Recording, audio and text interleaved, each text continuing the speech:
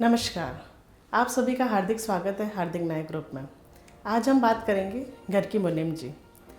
घर की मुनीम जी के नाम से ही आपको पता चल रहा है घर की सीएफओ या कम चीफ फाइनेंशियल ऑफिसर और चीफ फीमेल ऑफिसर, ये दोनों ही कंसेप्ट हो सकते हैं।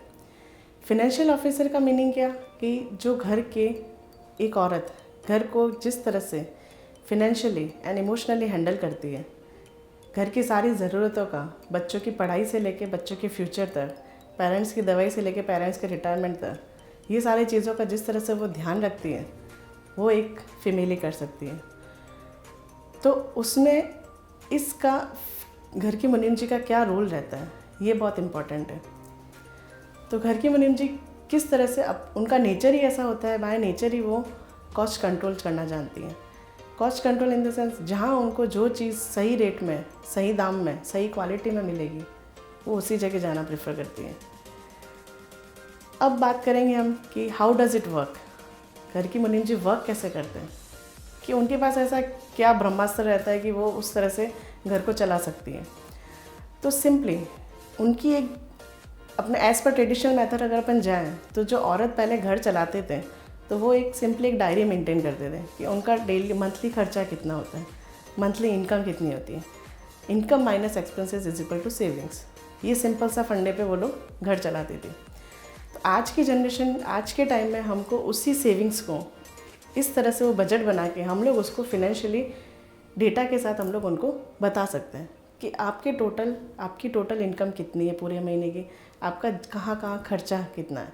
खर्चा कैसे होगा, जस्ट लाइक दूध का बिल कितना आया, सब्जी का बिल कितना आया, पेट्रोल, मेडिकल, बच्चों की पढ़ाई, बच्चों की ट्यूशन फीस, तो ये सारी चीज़ें मिला के उनका एक मंथली बजट तैयार हो गया।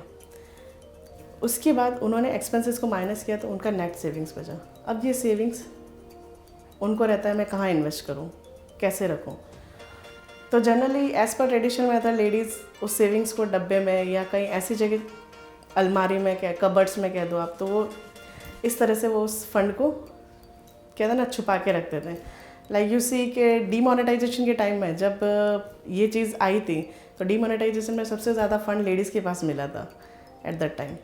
तो उसी तरह से हम बता सकते हैं कि ये फ़ंड को आप और अच्छी तरीके से किस तरह से मैनेज कर सकते हैं after parking that fund into small investment like SIPs, mutual funds, shares, insurance, ये सारे जो प्रोडक्ट्स हैं। तो ये सब प्रोडक्ट में एक औरत का जो योगदान रहता है कि एक औरत किस तरह से डिसीज़न ले सकती है, उसमें उसकी फाइनेंशियल टेक्निक काम आएगी।